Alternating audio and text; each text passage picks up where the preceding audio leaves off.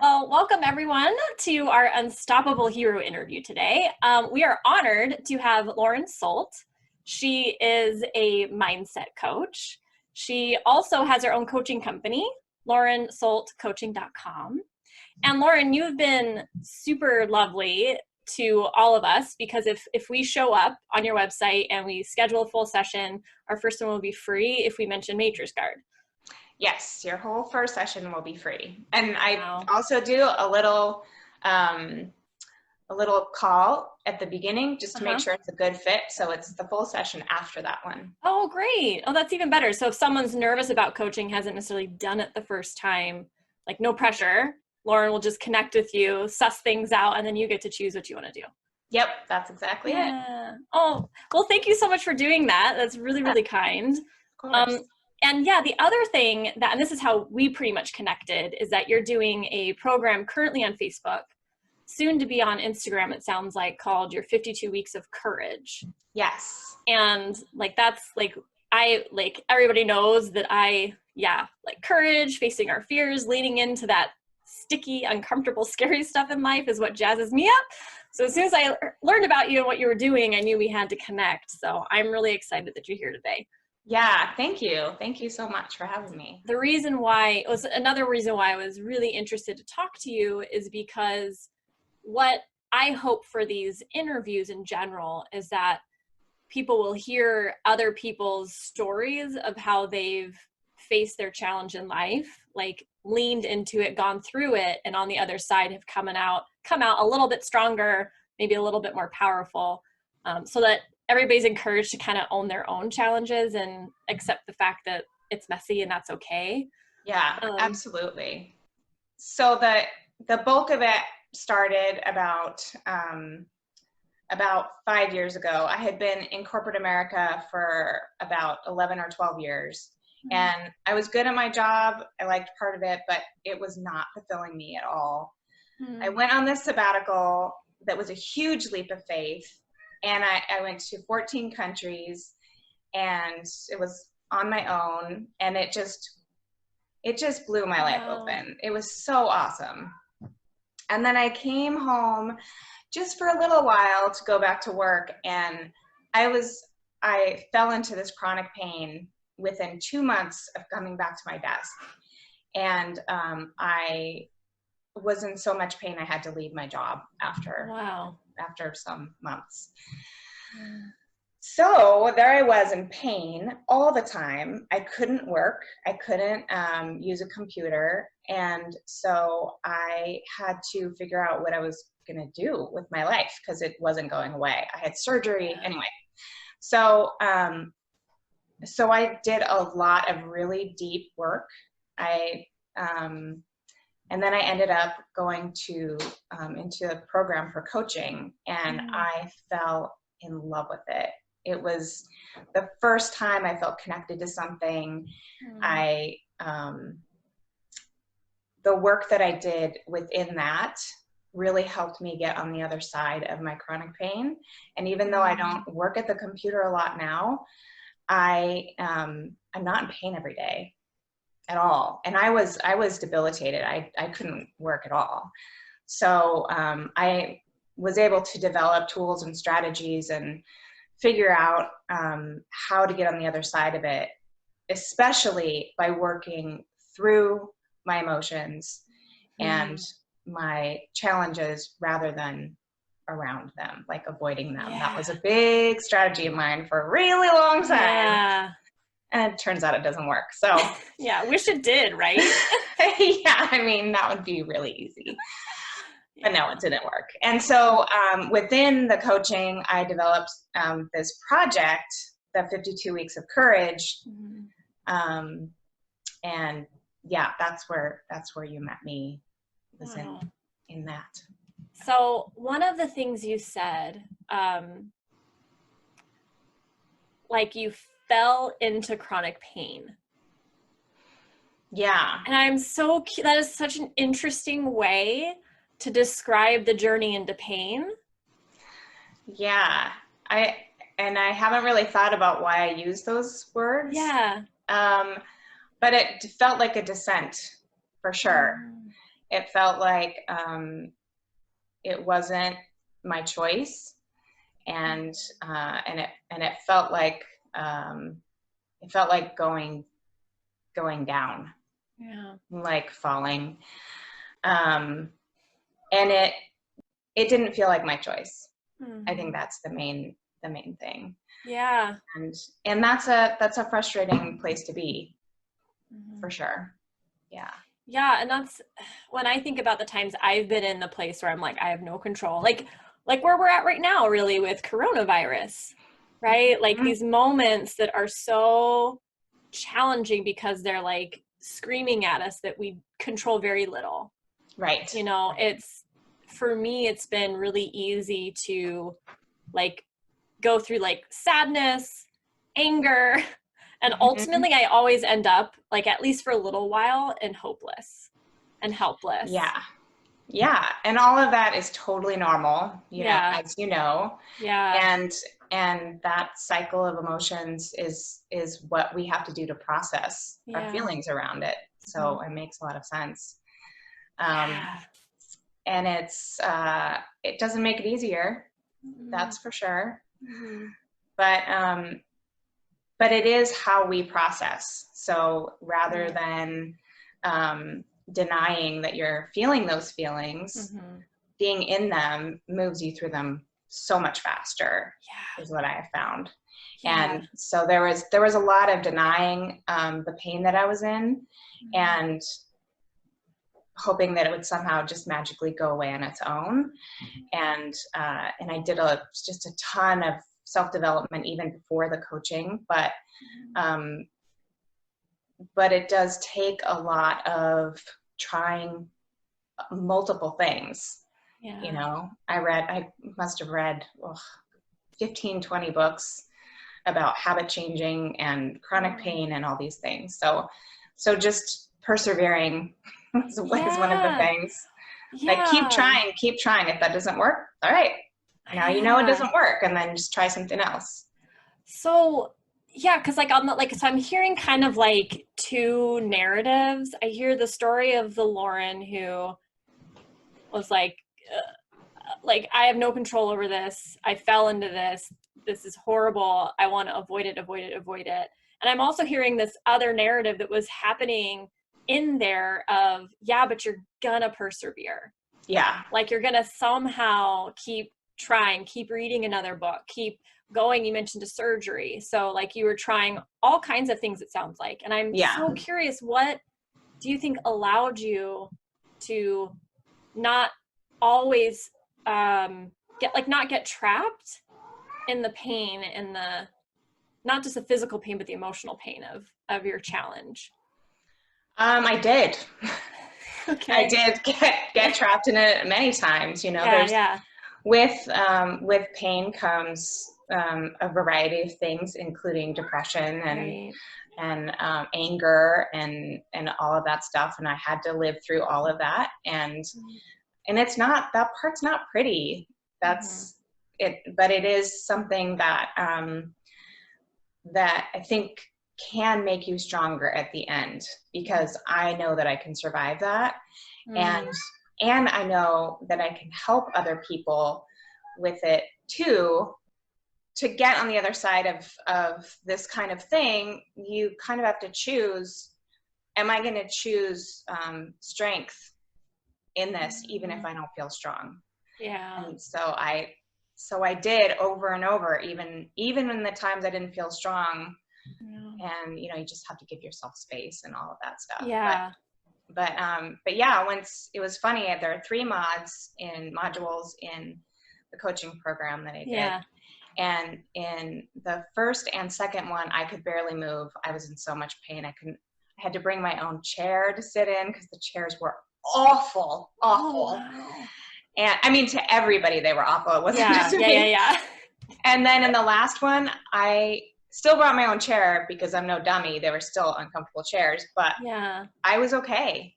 I had worked through enough stuff that I could go through the whole weekend and I wasn't in pain. It was amazing. I changed my diet. I changed all this stuff. And it wasn't until I actually moved through all the things that I needed to, that my body released. And that's why I do some somatic work too. It's body awareness and mindfulness.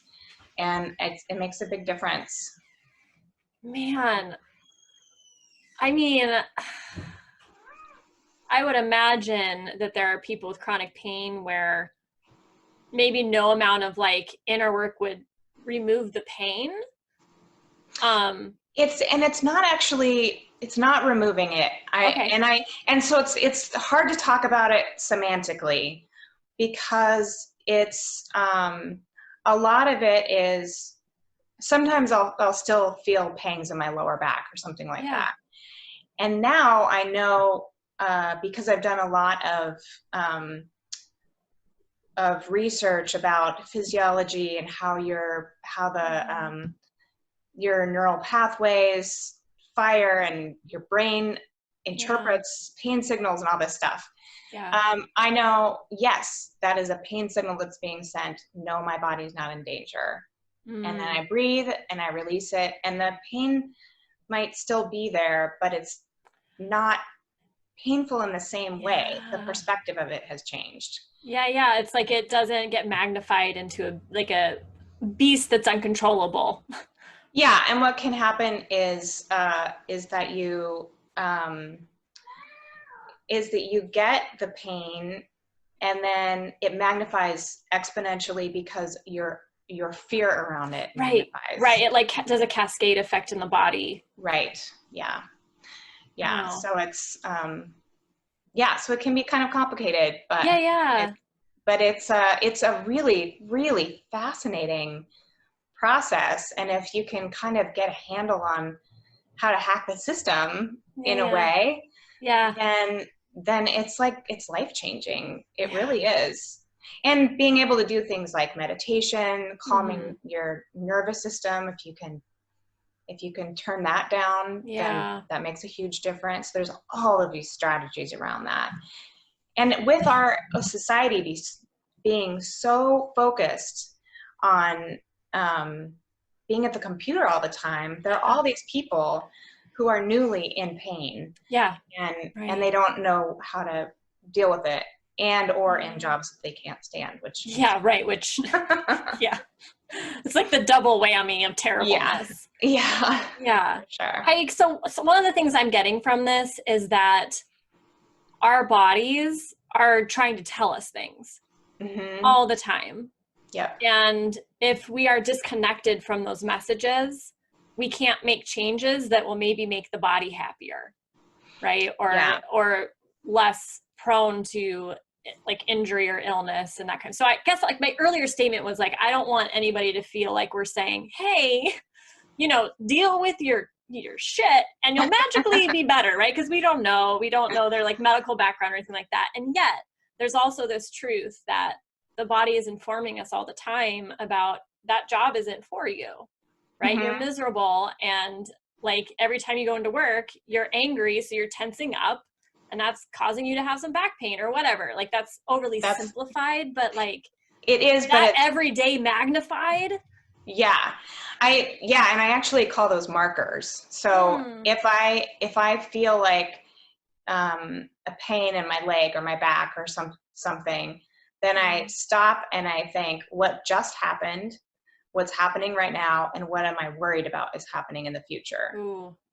And those questions, if I can solve for those and see a pain point in there somewhere, then it often will help with the pain in a few minutes. And I'm not saying it works for everybody, it's the way that my brain has worked it out.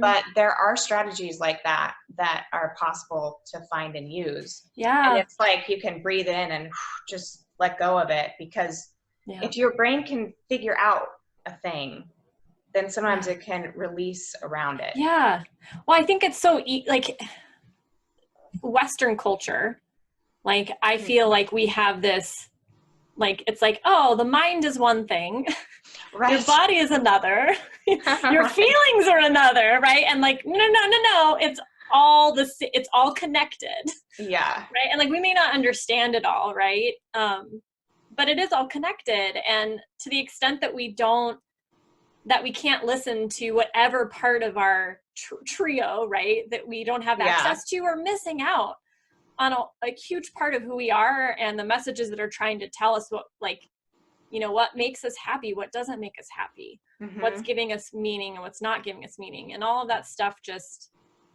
yeah, I can easily see how that would lead to chronic pain. Yeah.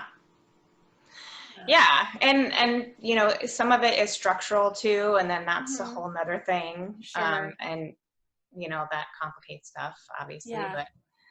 but there are usually at least perspective changes that you can do that can help with the management. And that's huge. I mean, that's huge just for people to realize that there are options out there. So yeah, as long as you persevere, like that sounds like the key, that you keep not necessarily every day, but like that overall you're showing up to the situation, you're showing up to the reality of your situation. Yeah. And getting support. Like, you don't have to do it alone. Like, you can't do it alone. There's like, you just don't have enough information.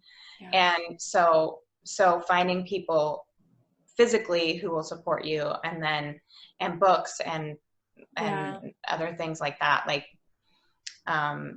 we can't do it alone. That's why you get to reach out. That's what community is about. Yeah. Oh, yeah. I love that word. I guess what's coming up for me now is the thing you mentioned about, and we've talked about it some, but I just think it's so important for me to hear, and I'm going to be selfish, so we'll go back to it. But it's this idea of like the only way out is through. You know, that it makes total sense that we as human beings, like when we're in pain, we want to avoid the pain. And yet it's often those strategies of avoidance that prolongs the pain. Yep, absolutely. I totally agree with that. Especially emotional pain. Like, it just seems like the more I try to like numb it by eating, binge watching television, whatever our vices are, the worse it gets and the stronger it gets. Yeah, I totally agree with that.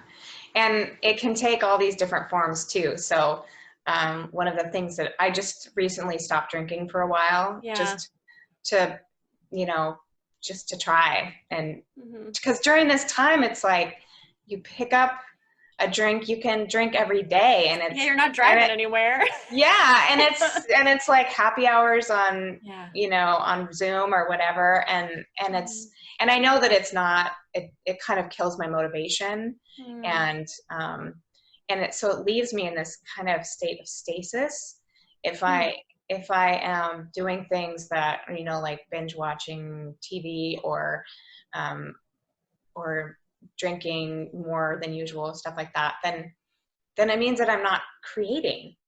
It means that I'm in stasis, and that's not interesting to me anymore. Yeah. And I've lived in those, and that I equate that with depression. And so now if I'm doing those things, then it makes me think, oh, I must be in this state when I'm not. So old habits. Yeah. But definitely if I am, and there are times where, you know, you do one of those things, but not for a prolonged amount of time.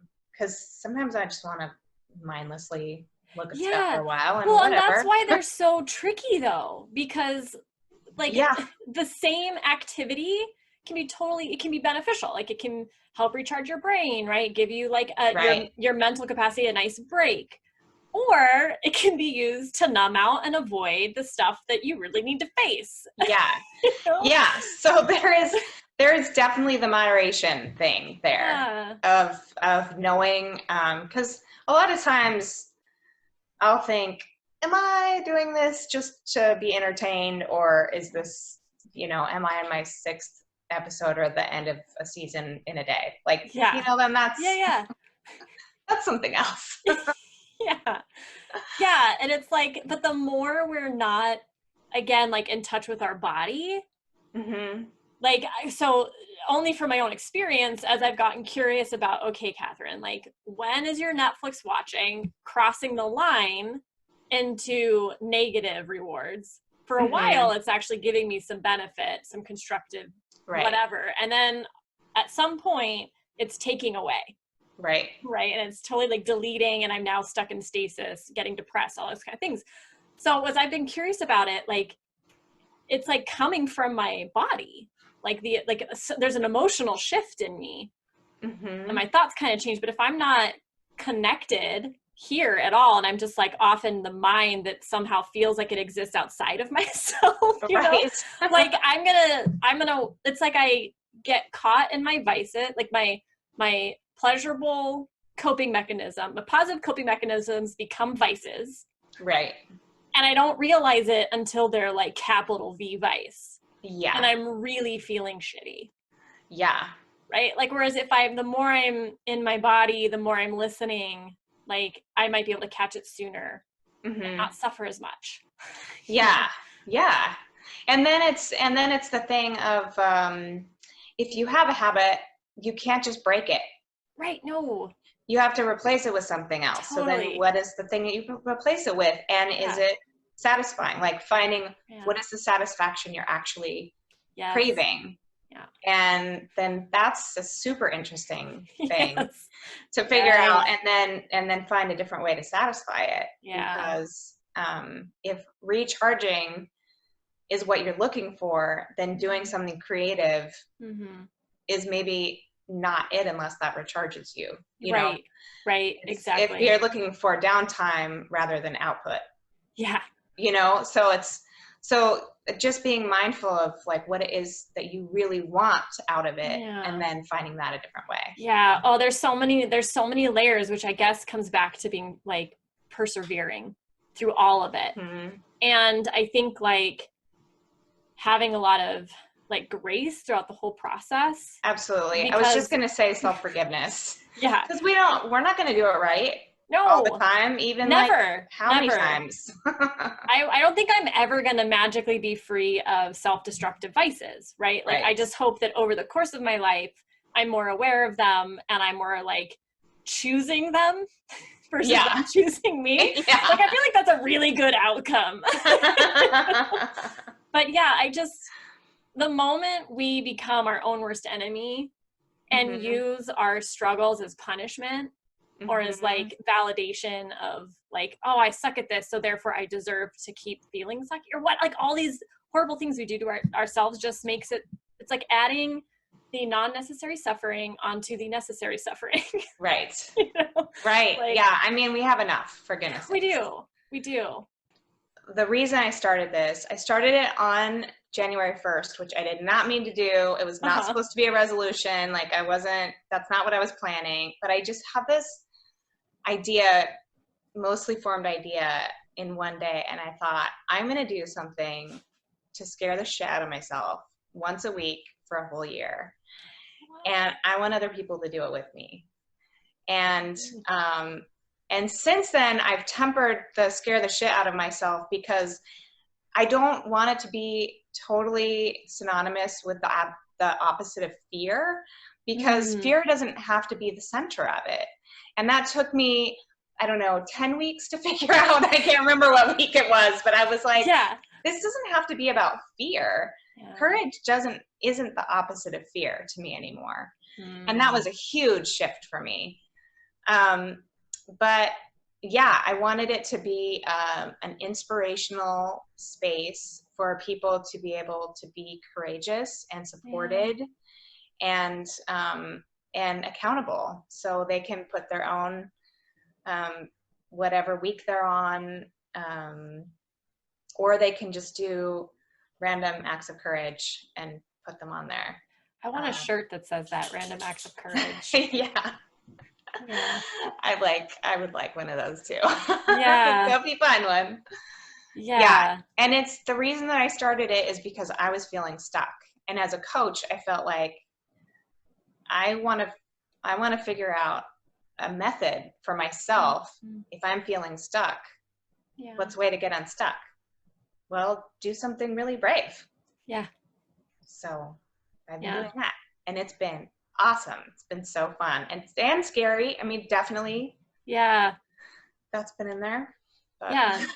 So if courage isn't the opposite of fear, what is it to you? How do you define it these days? That's a good question. I don't know if I have a ready answer for it. But I would say that it's the expression of forward movement. Yeah, it is it's moving through. Yeah. And regardless of what has kept you from getting there in the past. Yeah. That's beautiful. Yeah, before my life as a coach, I was an actress for 14 years. And my driving purpose there was to be the most fearless actress of my generation. So I think maybe we talked about this a little bit. We did a little, yeah. Yeah. So I like, that's how I needed to phrase it. Like, that's how I needed to tell people, but it was very confusing because to me, it never meant actually being fearless. Like, I could have just said the most courageous actress of my generation, but it didn't get me as like juiced up and excited. Yeah. Right. But so like, I had to get really clear on what I meant. And I guess what I learned was maybe something that like you would share is that courage isn't moving, like it's not the absence of fear, right? It's like the going forward, taking action despite sometimes being afraid. Right. Yeah. I would agree with that. Yeah. Because the fear can be a component, but it's no longer central to me. Yeah. It's no longer, it's not pushing through in the way that I was, which makes it take a lot more energy. Yeah. Now it's like flowing through, which is a much more lovely way to do it. I mean, it's like you know, in Aikido that you use energy, the other person's energy and then your own energy. And instead of fighting them by pushing your fist into them, you move aside so they can fall because their own energy pushes them forward. And it's kind of like that. It's like moving with the energy instead of pushing against it and making it happen. It's flowing with the energy instead. And I like that a lot. Yeah. I mean, so I've been thinking about surrender a lot. And it's been a helpful like process just to help me understand how to go through something. Like, so whatever that thing is that I want to avoid that's so uncomfortable, but how to go through it. I like when I can tap into surrender, I'm able to show up to it and lean into it, get curious, face it, and then move through it. And I hear like, but again, it's one of those tricky words because I don't mean like lie over and take it. Right. No, but it is this sense of not resisting against. Right. Not resisting against the thing that you don't like anymore. Yeah, I would agree with that. But that like accepting it as part of the whole of your experience.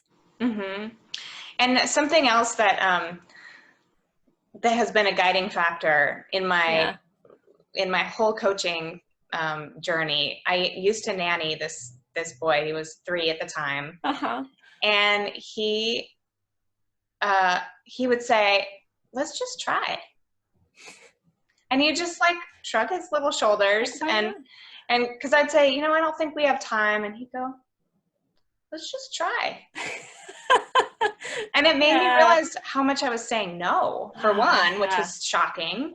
And then for another, I thought, so let's just try. And then we would go to the park and say, okay, we're only going to have 5 minutes. Then we run around like crazy and like do all the fun things in 5 minutes, then coming back into the car laughing our heads off. And we just tried. And it was a different result than we expected, but that's what makes it fun. So I say that a lot, and that kind of reminds me of the surrender of like, let's just try. Let's see what happens. And we'll take what we get at the end of that. Yeah. I really like that a lot. I'm getting really emotional because this touches on like, I think like the core of like what drives me. And I'm just crap at explaining it. I feel like you just did it and now I want to talk about it and like maybe that'll help me explain it in the future. But there's like, I just to the depths of whoever I am, like my bones, whatever, I like almost all I care about is being fully alive, like being fully somehow engaged and present to this miracle that is my life and to help other people to the extent that they want to do that, to be able to do it. Yeah. And I mean, this notion of let's just try and like you have 5 minutes in a park, like that moment unfolded for you, right? And surprised you, and versus I'm controlling it. I know what we need to do next. I have it all planned out. You know, like I know how to handle, like my pain is over there. I can ignore and I can do this, right? Like the moment the moment I feel, at least I should just talk about myself. The moment I stop going into the unknown, whether that's the unknown future or the unknown of my scary emotional stuff or the pain in my body, right? The moment I stop doing that, I stop living. And it's like you were talking, like you go into stasis. It's like, if I'm not growing, I'm dying. I feel like that's not just me, that's a lot of people can relate to that. And Yeah, I don't know if absolutely. it's like part of our human condition, but it's like, I think a lot of us are dying because like spiritually or whatever, because we just haven't learned the tools to lean in, you know? And well, yeah. I feel like curiosity is just the key to all of it. You know, if we're not curious, then things aren't interesting. Yeah. And I lost my curiosity for a while, I feel like, and that's where a lot of the spark is for me. And so the let's just try is that curiosity of like, well, I don't know, I mean, why not? Yeah. Might not go the way I'm thinking, but Right. it'll go somewhere. Yeah. So yeah. And it's such a gentle way to do it. Yeah. Right? Like, Actually, I'm just going to be curious, right? Like instead of I got this, I'm going to muscle through and use all of my energy to fight that energy and rah. And I think that's it. Like you hit on the energy thing, and muscling through for me is exhausting. It's exhausting. And it means that by the time I get to the finish line, whatever that is, I can hardly, stand up. And that's not a way that I want to really move through my life. And so it's learning, how do I do this? So that I'm flowing with what's happening, and so that I am so that I'm in congruency with the rest of my beliefs and my values and all that stuff, to get to where I want, like ready for action when I get there, not depleted, but inspired and like lit up. Like, how do I do that? So that's a lot of what I work with people is how do you connect to your courage and your and the power that you have in you in a way that moves you forward, and is kind of a regeneration of that energy, rather than expending it and then being spent. Yeah, it reminds me of when I've allowed myself to have a really good cry, right? Like something I'm like, I'm not gonna be sad right now, right? But it's like building and building and building. When I finally let myself do it, like I think that's why we have the word catharsis. Sorry, catharsis.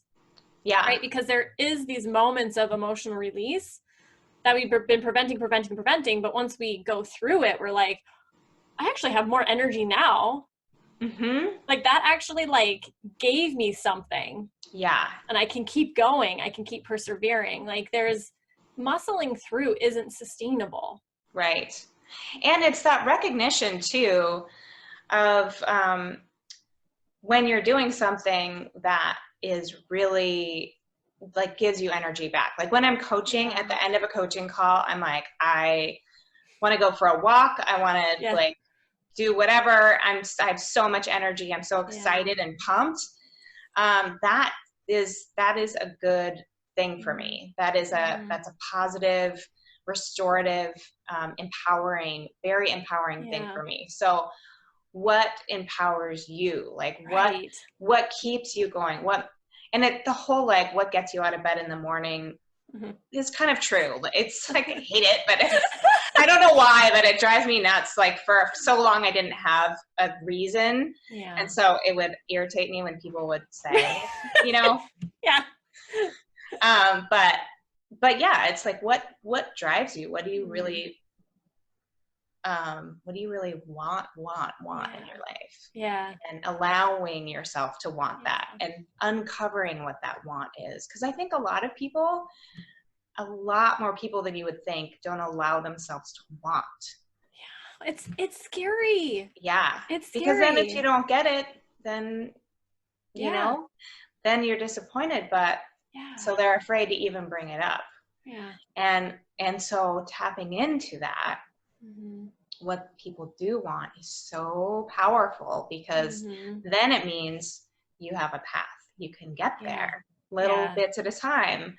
But if you don't even materialize what the thing is, you have no path, and then you feel like you don't have anywhere to go because you haven't materialized it. So it's a really exciting thing to be there when someone's like, oh yeah, I want that thing. Yeah, it is. Really, really want it. And see it kind of like, you know, it blossoms right here. Like, you can almost see it on them. Yeah. When it happens. So interesting. Well, I think that there's part of that knowledge that's coming from the physical body, right? Like, they're feeling the experience of wanting it. Like, it's like not just words anymore in their head.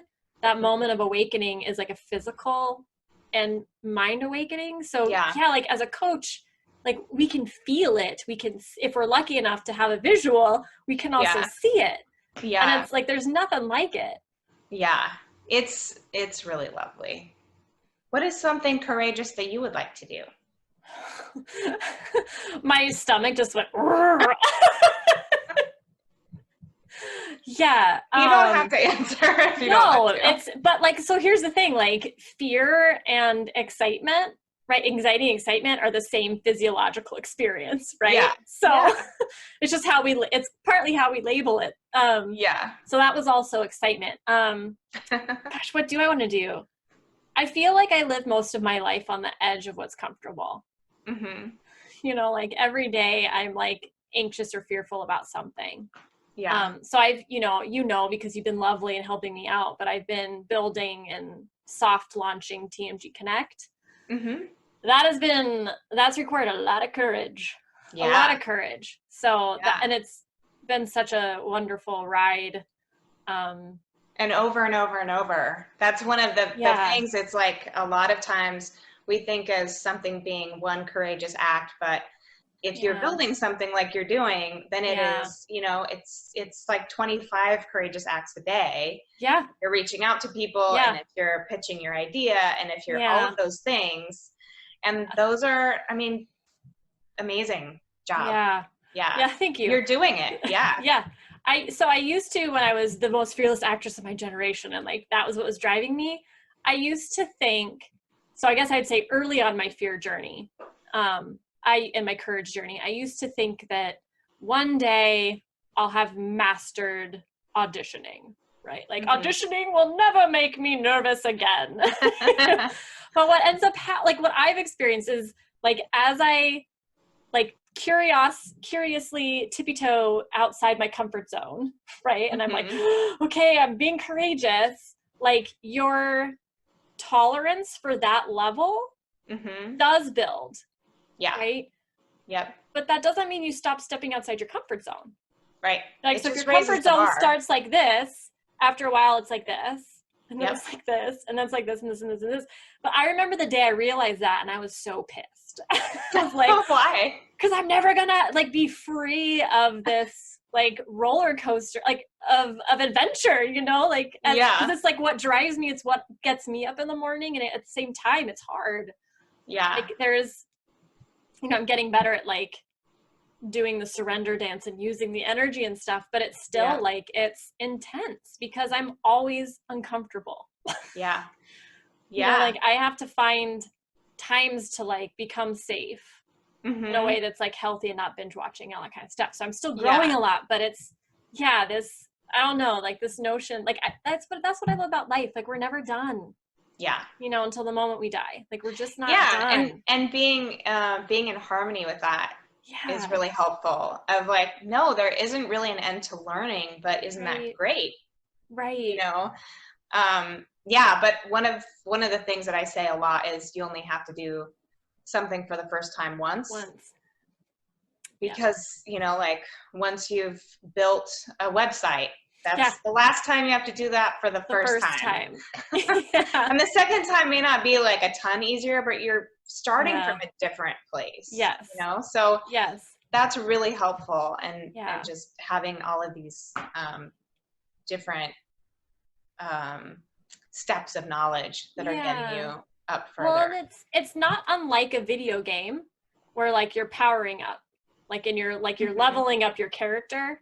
Right. So like you are getting more powerful over time and your tolerance for discomfort is growing so that like an X amount of time after, you know, persisting or trending on a courageous path, right? Because we're not always courageous, but we're trending that way.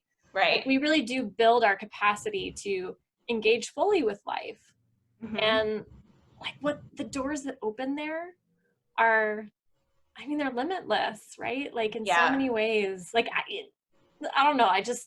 You don't often get exactly what it is you wanted or thought you wanted, but what you do get is so much better. Yeah. Yeah.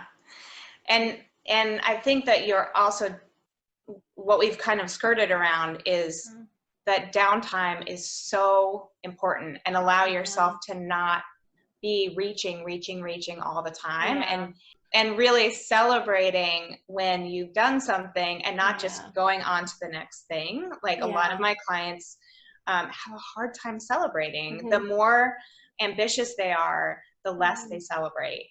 And finding a way, even a ritual 5-minute something to celebrate is so important. So that's definitely something I struggle with. So it's good to hear. So this has been just such an amazing journey for me, and I've been so excited that other people have come on it with me, and and it also hasn't unfolded though quite the way that I expected. And that's also fine. So I'm interested. I haven't done, like you said, I haven't done Instagram yet. So I'm trying to figure out how that's going to unfold, but it should be interesting. It's a very different platform. So. Well, and it sounded too like if people want to join you on Facebook, even though your 52 Weeks of Courage has been going since January, like that doesn't matter. Like they can, like there are people there. It's like open enrollment, right? So like people are there at week 1, people are there at week 20, all sharing the experience. Yeah, and mostly people just will share, I did this brave thing today. And what people can do is like hashtag week 4 or something like that. Oh yeah. If they want to keep track of their progress, which I love. I am really excited about that. Just having, and it can be anything, like going to the store right now is a brave act. And that totally counts. And you can write about it or not write about it on your post. Just, you know, do a picture, week 4, whatever. Or you can say what's significant about it to you. Or, you know, any form is totally fine. Like we're all making this up. So it's like however we want to do it. Just be kind to yourself.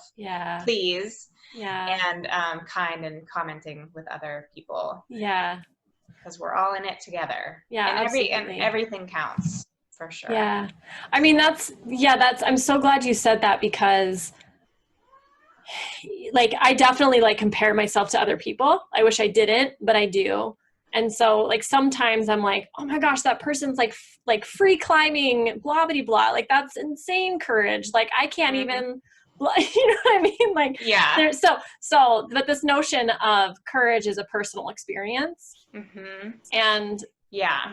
And the other thing is, like someone who people say, oh yeah, so like jumping out of a plane, that's the one I hear more than anything else. And it's like, yeah, for one person that might be one of their brave acts. Right. But for example, somebody who does jump out of planes all the time, something that's really brave for that person may be to say, I love you to someone. Totally. So there are huge ranges. Everybody's brave in some way every day. Yeah. So it doesn't have to be like some grand physical act at all. Yeah. It can be just a huge range of things, including emotional. So exciting, because and then also that someone might post like I went outside today for the first time in a long time, or but whatever it is that someone else may say, yeah, I wouldn't have thought to post what I was doing because I felt like it was too small. Yeah. Well, it's not too small to someone else. Yeah, and it's not too small just in general. So yeah, it isn't. it's all relative, and give yourself kindness and space. I would imagine that one of the benefits might be like habituating your brain to stay open to a random act of courage. Absolutely. As long as you allow the little things to count. Yeah. Because there are like every day, there are so many opportunities to be courageous. Like we've mentioned, just like avoiding our emotional pain. Like every day I do that. Yeah. If I'm being really clear-headed, like I will see every day, I'm like, don't want to feel that, I'm gonna go do that, right? Yeah. Like that's a huge act of courage to lean into. Yeah. And even breaking a habit of, today I didn't watch a bunch of TV. Like it could be something that you decided with mindfulness to not partake in, or whatever. Right. And the other thing that it's made me notice is how often I'm doing brave things. So I'm like, oh, not appreciating. And like, oh, I could do that for my brave thing this week. And then so I do something else, and I'm like, I've been doing a lot of brave stuff this week. Yeah. I'm gonna have to choose one to talk about. And that's fun, Yeah. But it means that there's an awareness and an acknowledgement. So acknowledging, like, that was pretty brave. It's really cool to, once you start letting yourself do it, of like, man, that was really cool. That was really brave. Then you start identifying with yourself as a brave person. And that is really empowering. Yeah, it is. It is. Yeah. And so like this ties in so nicely, because our mission is creating unstoppable heroes at the Matrix Guard. And what we really mean by that is we all have the capacity to live heroically. We just might not know it yet. So it's not so much like becoming a hero as it is like doing these like random acts of courage, or whatever heroic means to you in your life, and leaning into that and living into it. So like you've shown us today a really like beautifully accessible way to start doing it. We can start just with what we have in front of us, like in the present moment. I mean, really, what else do we get to start with?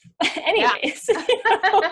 So, And being one of the attributes for me for being a hero, or like a heroic trait, is doing things for the greater good. So, and that whole idea of community is just so huge for me. And allowing yourself to be vulnerable. The best heroes have a vulnerability to them. And there is strength in that. For sure. No superhero doesn't have a vulnerability. Like everybody has their version of kryptonite, and it's usually like what the whole story of their growth hinges on. right? Yeah. Like if it wasn't for their vulnerability, the superhero would be super boring, right? And not change at all, like not become more human or anything. Yeah. So yeah. I think that's a great point. And figuring out like what has the vulnerability shown me about myself, and how can I get to an even better version of myself. Yeah. When we were talking about your journey with chronic pain, I was thinking that so my brother has chronic pain too. I'm lucky enough not to have it yet, but I've, loved somebody who has very serious chronic pain, and so far he doesn't have really any reliable relief from it. So I would just imagining someone in that position, and it made me remember Man's Search for Meaning, Viktor Frankl. I don't know if you've ever read it, but it is like a really fantastic book. But he was a psychologist who survived 4 concentration camps, including Auschwitz. Oh my God. And I haven't read it, huh? Yeah. So it's basically, the premise is that everything can be taken away from you except your ability to create meaning in your life. Right? Like that's the one capacity nobody can take from you. So like, and I think that that's true. So to the extent that that is true, and someone does have chronic pain and they don't yet have relief from it, maybe this idea of kryptonite, can open it up a little bit for them and give them hope, because there is an ability to make meaning out of the pain and find some way that it's making you a stronger person. Like you were saying, on the other side of yours with a lot of relief, you're capable of handling something like that. And that's really empowering. Yeah. And I'm sorry to hear about your brother that he's going through that. It's not a fun thing to go through.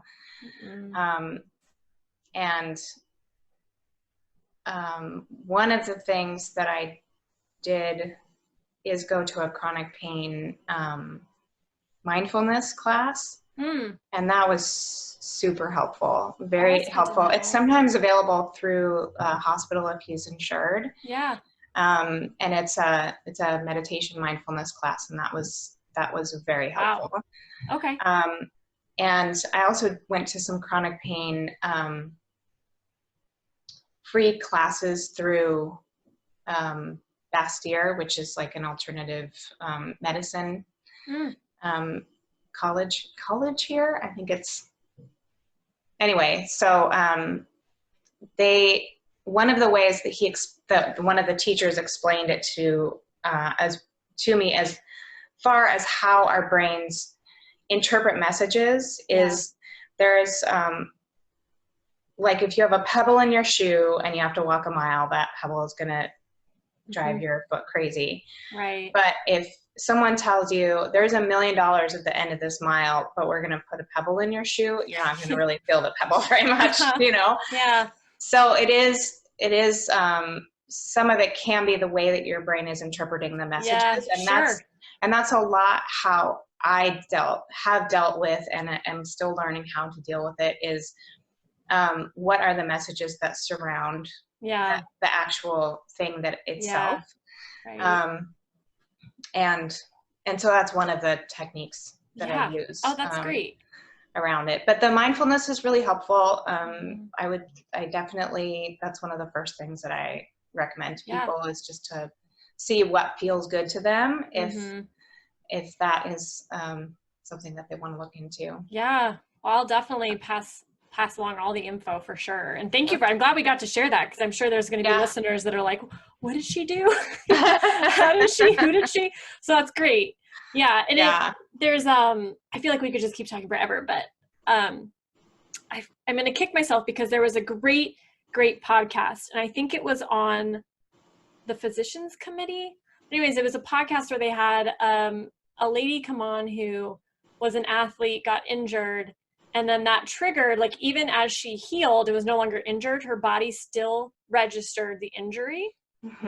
And so she has chronic pain, like debilitating chronic pain from something that can't be treated. Right. It's like the phantom limb Yeah. where Yeah. people's arm itches that they don't have the arm anymore. Right. Yeah. That is all of the stuff. I did so much reading about this kind of thing, is Yeah. that it's the brain signals, Are just not they're getting, misfiring. yeah, exactly. Yeah. And Yeah. so, but it's to the point where, like, if she gets a new injury, it's Mhm. likely to stay painful even though she's healed. Yeah. So Yeah. it's like this horrible diagnosis, right? You're like, oh my gosh, like that's, how does she live with it? But she's like like she's very happy because That's great. she's created a shit ton of meaning out of her challenge. Mhm. You know, and it's she's to the point, and like I'm sure nobody starts this way, but she's to the point where she's able to see all of the gifts that the challenge Mhm. gives us. And like, Yeah. to the extent that we can start like leaning into that and like accessing it a little bit, I think can Mhm. help us persevere. Yeah.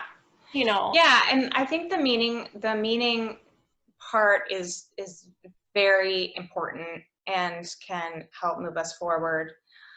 Um, one thing I would kind of caution against Yeah. is Yeah. to build your whole life around something like that, because Yeah. quite honestly, if her pain left, then what would her label be for herself? You know, like Yeah, how would she right. identify?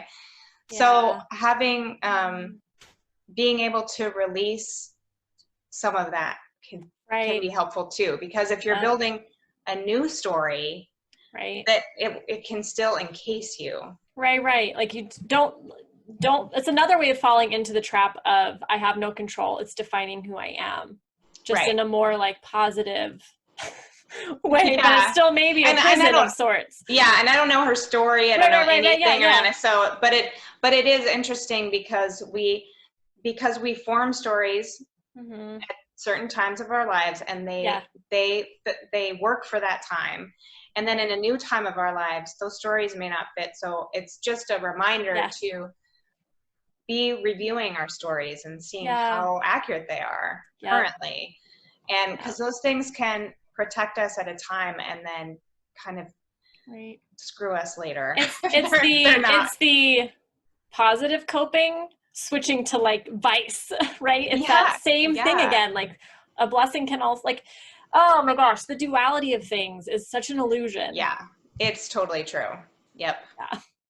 And how subtle that change can be. Oh yeah. From being something that is positive and helpful into something that is not positive and very unhelpful. Yeah. So yeah. So that's definitely the curiosity bit is the most I think is the most consistently helpful all the way through, is just being kind of unattached to the outcome too. Yeah. Just really hard. So hard. Yes. Yeah.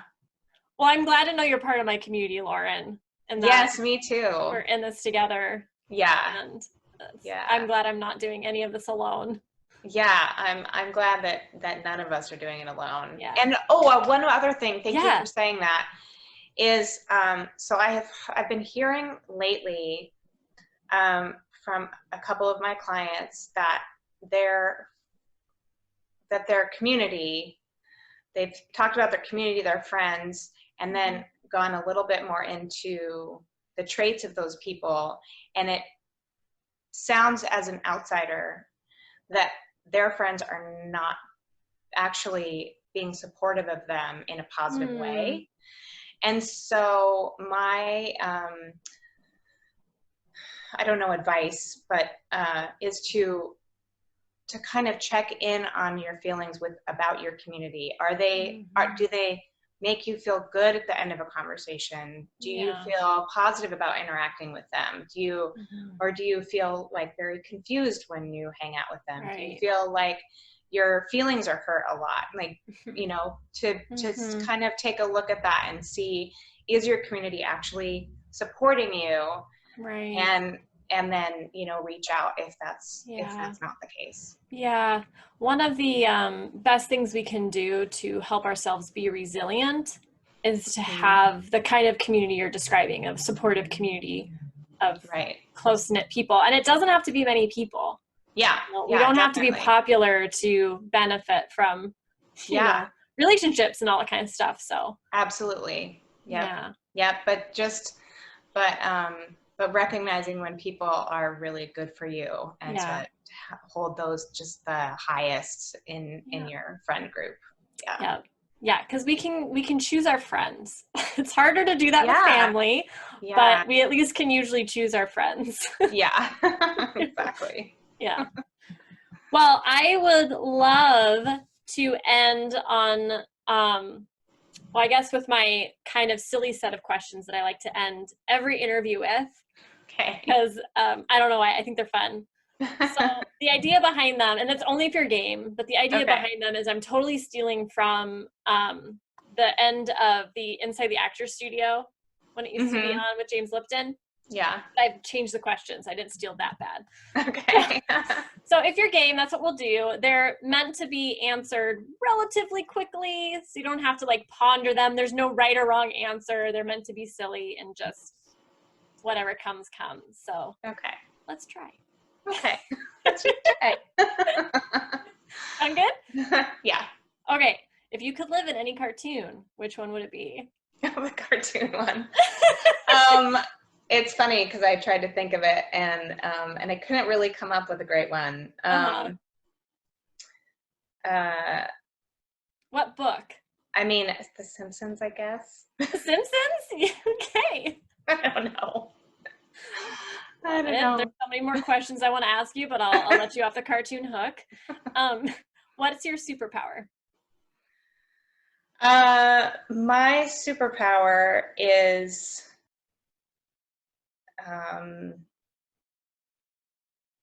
courage, I guess. I mean, that is becoming a bigger cape for me. Yeah. All right, love it. What smell do you hate? Oh, I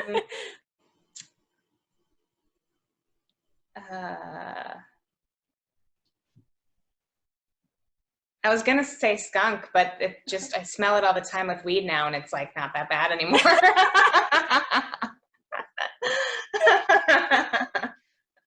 All right, we can keep it there unless you've got another one. No, it's okay. So what smell do you love? The smell of rain, like when the first rain, like that smell. Oh, I love that one too. In one word, how would a good friend describe you? Insightful. I love that you're saying it with a question mark. I would too. I totally would answer the question mark. Oh, this is a great one. What do cats dream about? Feathers, definitely. feathers and bells. And last question, how long would you last in the zombie apocalypse? Oh, I think moderately. I think I would make it past the first wave. Fantastic. Well, we would need you in our post-apocalyptic world, so we need your courage and your coaching for sure. Well, this has been lovely, Lauren, and thank you so much for doing it. And again, like in case anybody missed the beginning, this is Lauren Sult. She is a mindset coach. She's a friend. And you can find Lauren on her website, laurensultcoaching.com. I'm also going to put a link in so people can access it that way. And if you do want to coach with Lauren and you use Matrix Guard, you'll get your first full session free. Right? Yes. And 52 Weeks of Courage on Facebook. Can they just find you by going to your website and connecting, or? Actually, I am getting a link on there, but it's not quite on there yet. But if you just go to Facebook, 52 Weeks of Courage, and it's the only one. Yeah. And again, you don't have to, you can show up anytime and start with week 1 at any time. Yeah. Or just random acts of courage. That's fine too. Anytime you want to drop in, or you can just watch for a while and get inspired and we're good at lurking. We're good at lurking at Twitch. So. And then just jump in whenever you want, if you want to. Yeah. Okay. Well, thank you so much, Lauren. Yeah. Thank you for having me so much.